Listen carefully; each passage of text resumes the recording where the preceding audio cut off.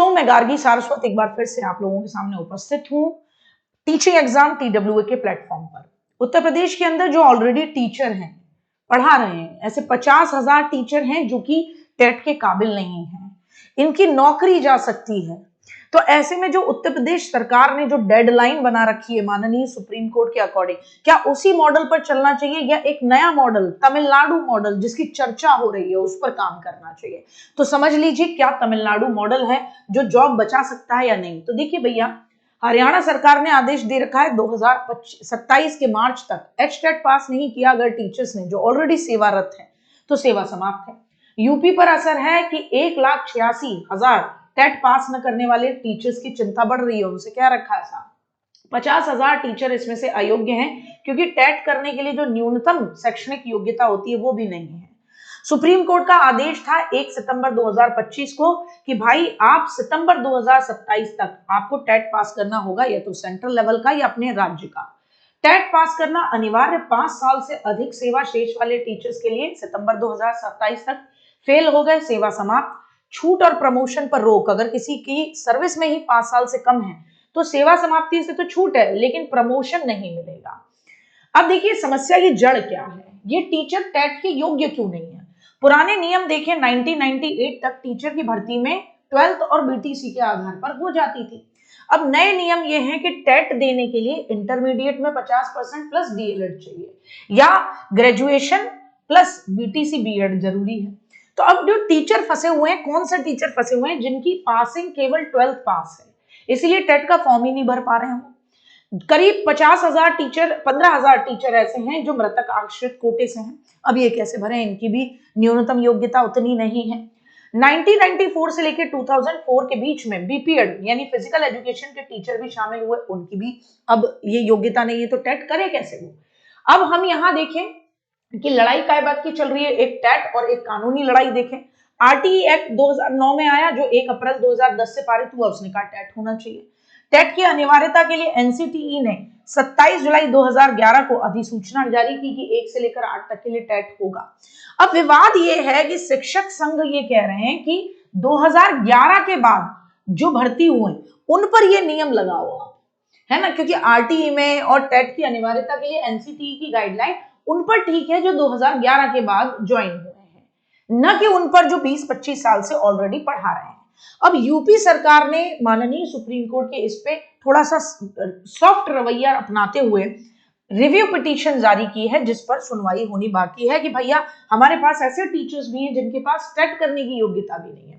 तो वो टीचर जो इंटरमीडिएट पास है 1998 से, जिनकी पहले की भर्ती है, मृतक आश्रित हैं, BPEd के जो टीचर हैं, एडेड और प्राइवेट स्कूल के टीचर हैं, उनको, उनके लिए भी टेट करना अनिवार्य। अभी ये सब थोड़ा सा सरकार की तरफ देख रहे हैं कि भाई हम कैसे टेट पास करेंगे, हमारी नौकरी चली जाएगी।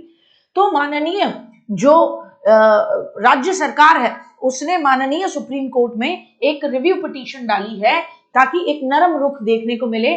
और कायदे में तो ये होना चाहिए कि आप तमिलनाडु मॉडल अपना सकते हो, तमिलनाडु मॉडल के अकॉर्डिंग आप रिक्वेस्ट कर सकते हो माननीय सुप्रीम कोर्ट से कि भैया आप नियमों में ढील करके इनके लिए पासिंग मार्क्स कम कर दो, 90 मत रखो, इनके लिए पासिंग मार्क्स थोड़े कम रख दो जो टीचर हैं ऑलरेडी, है ना, क्योंकि इनको एक लंबा एक्सपीरियंस तो पढ़ाने का ऑलरेडी है। आप इन्हें CDP का पेपर दिलवाना चाह रहे हो, और भाई ये तो अप्लाई कर ही रहे हैं CDP करते हुए, है ना। आप देखिए ना कि इनका कंटिन्यूअस प्रोफेशनल डेवलपमेंट, आप FLN का, आप इनका कॉम्पिटेंसी बेस्ड एजुकेशन के, इनके तमाम तरीके के मॉडल्स पे आप इनकी वर्कशॉप भी करवा रहे हैं। तो आप इनको जो चीजें सिखा रहे हैं वो तो ऑलरेडी कर रहे होंगे ना, तो थोड़ा सा पासिंग मार्क्स को कम कर सकते हैं, एक्स्ट्रा टाइम दे सकते हैं। तो यहाँ पे तमिलनाडु को मॉडल जो है उसको लागू करने की मांग कर रहे हैं यूपी के जितने भी ऑलरेडी टीचर हैं। अब देखो भैया, ध्यान से समझना है कि सरकार का रुख अगर आप देखें, LT ग्रेड का पेपर हुआ और बच्चे गए हाई कोर्ट में, लेकिन यहाँ पे इन्होंने टेट की अनदेखी कर दी। अब प्रशिक्षित बेरोजगार जो जितने भी DLED BEd में जो हैं वो हताश, उनका भविष्य अधर में। अब कभी किसी दिन ऐसा हुआ कि इनकी ज्वाइनिंग हो जाए और ये कह दिया जाए कि नहीं साहब टेट होनी चाहिए थी, आपको दोबारा टेट करना पड़ेगा, या जिसने कर लिया उसका सेटलमेंट आपने शुरुआत में मांगा नहीं, तो काफी लोगों को एक झटका लगा। आपको नियम अपने क्लियर करने चाहिए। तो NCTE एक तरफ कहता है कि टेट अनिवार्य है, दूसरी तरफ सरकार ने LT का एग्जाम कराया उसमें टेट नहीं। मतलब गलतियां आपकी, जिसको बाद में कौन भुगतता है, बाद में बच्चे भुगतते हैं, क्योंकि फिर आप सीधे कोर्ट में फंसा देते हैं, काफी साल तक बच्चा ओवर एज हो जाता है, किसी का पास हो पा रहा है, किसी का नहीं हो पा रहा, तमाम तरीके की दिक्कतें हैं। तो यहाँ पर एक विरोधाभास हमें देखने को मिलता है कि एक तरफ आप आरटी की बात करते हो कि होना चाहिए टेट, और दूसरी तरफ आप जो है एलटी का जो एग्जाम करा रहे हो उसमें आप टेट नहीं ले रहे, है ना। एक तरफ आपके लगे हुए जो टीचर है उनकी आपने जान निकाल रखी कि भाई तुम्हारा टेट पास होना चाहिए, और यहाँ पे 7 साल से आप देख रहे हैं भर्तियों का क्या है, सूखा पड़ा है, डिग्री रद्दी के समान हो रखी है, बच्चा एकदम अवसाद में है, ओवर एज है, आप टेट करा के भी उनको क्या कह दे रहे हो।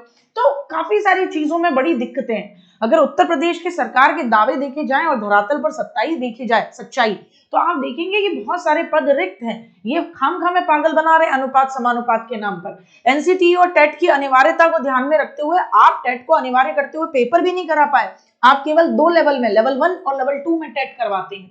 यहाँ डीएलएड वाला बच्चा, बीएड वाला बच्चा रोजगार घूम रहा, मतलब बिना रोजगार के घूम रहा है, और आपको उसके लिए कोई ध्यान ही नहीं। वो रोजगार की तलाश में आपके सामने कितनी बार नहीं कह चुका है, कितनी बार धरने नहीं कर चुका, लेकिन आपको कोई मतलब नहीं पड़ रहा, ठीक है ना। तो यहाँ आपके लिए इस बार जितने भी बच्चे, जितने भी टीचर महोदय हैं जो टेट को करना चाहते हैं, उन सबके लिए मैं बता दूं लेवल 1 लेवल 2 दोनों में TWA20 कूपन कोड लगाकर या कॉम्बो बैच भी लेते हैं तो प्रखर बैच से आप जुड़ सकते हैं। आपको बहुत ही बेहतरीन तरीके के इस तरीके के नोट्स मिलेंगे जो कि बेहतरीन अपने आप में आप देख सकते हैं, एक एक चीज को बिल्कुल प्रिसाइज नोट्स है, मतलब जो मेरे हैंड रिटन नोट्स हैं उन्हीं को आपको इस तरीके से बहुत ही बेहतरीन तरीके से कॉपी के ही नोट्स आपके लिए, जो टीचर की कॉपी के नोट्स हैं वही आपको प्रोवाइड कराए जाएंगे। तो एकदम क्रिस्पी, एकदम जबरदस्त तरीके के आप देख सकते हैं, एक एक चीज एकदम प्रॉपर तरीके से, कौन सी कोटेशन कहाँ आती है, कौन सी चीज है एग्जाम में उसको अंडरलाइन करा हुआ है, हर एक चीज को पिक्चर के साथ में बहुत ही बेहतरीन तरीके से सामने रखा हुआ है।